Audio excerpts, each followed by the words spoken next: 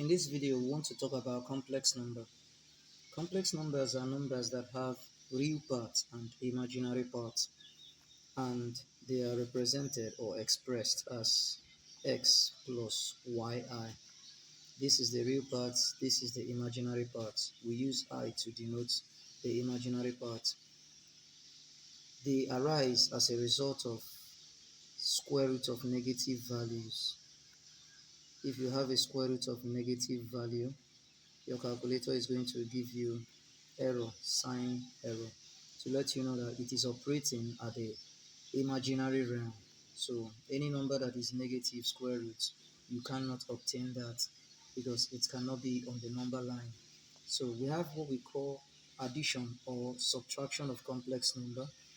So let's say, for example, if we have that z1 is equal to, let's say, 4 plus 2i, and let's say that z2 is equal to 3 plus 3i, obtain z1 plus z2,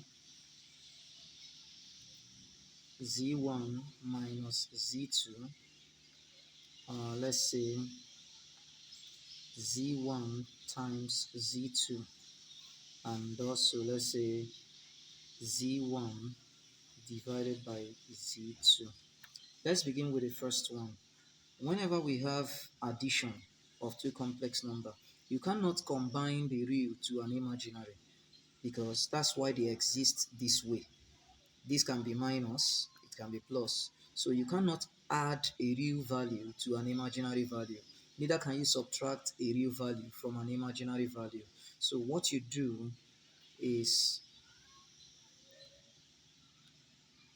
for z1, z2, what you do is, our z1 is 4 plus 2i, plus our z2 is 3 plus 3i.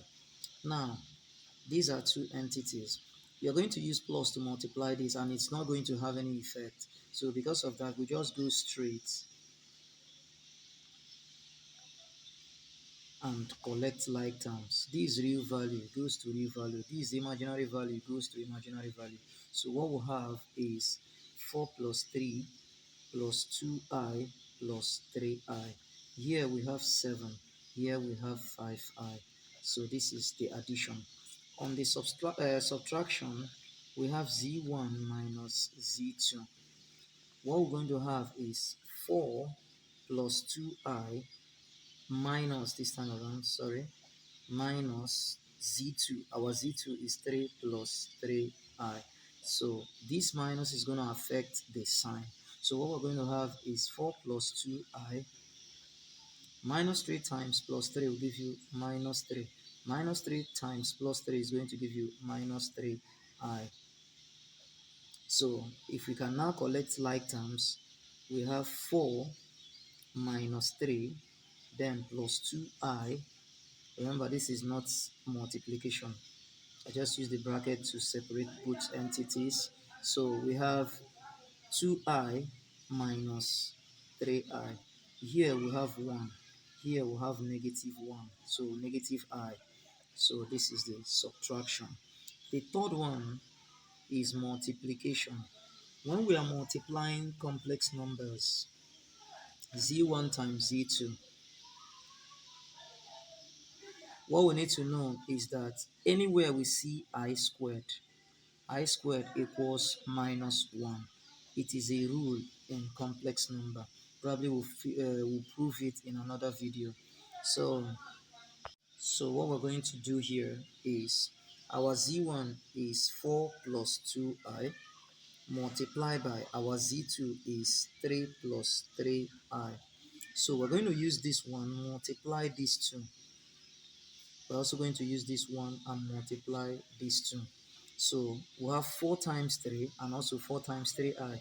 2i times 3 and also 2i times 3i. So let's start. 4 times 3 gives us 12. 4 times 3i gives us plus 12i. 2i times 3 gives us plus 6i.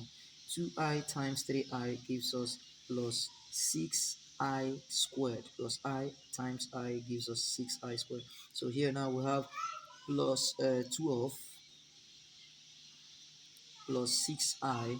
We now have plus 6 And we said that whenever we have I squared, it is the same thing as minus 1. So what we'll have is 12 plus 12I plus 6I plus 6 times minus 1 gives us minus 6. We can now collect like terms and have 12 minus 6, that's this and this real numbers, plus 12I plus another 6I. So here we have 6 and here we have 18.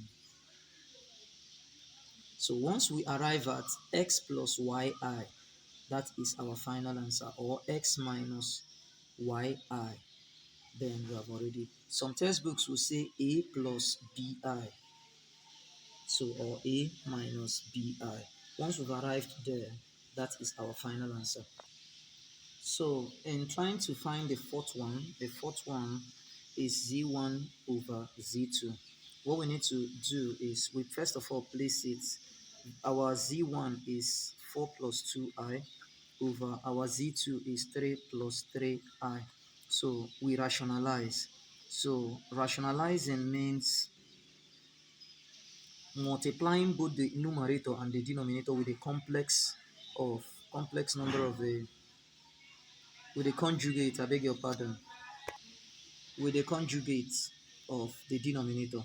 What is a conjugate? A conjugate is the same, equal to that complex number, just has opposite sign of that complex number. For example, if I have 2 plus 4i, its conjugate becomes 2 minus 4i. If I have 3, let's say minus 3 plus 6i, the conjugate becomes minus 3 minus 6i. Only the connecting sign is changed. So let's go.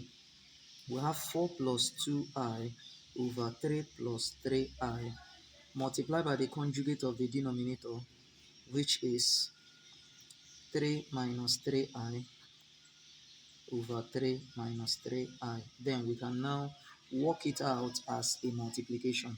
This multiplies these two, we write them down. This also multiplies these two, we write them down. We also do such for the denominator. So 4 times 3 is 12. 4 times minus 3i is going to give us minus 12i. Then we have 2i times 3 gives us plus 6i. Then we have 2i times minus 3i is going to give us minus 6i squared over, for the denominator, 3 times 3 gives us 9. 3 times minus 3 gives us minus 9i. 3i times 3 gives us plus 9i.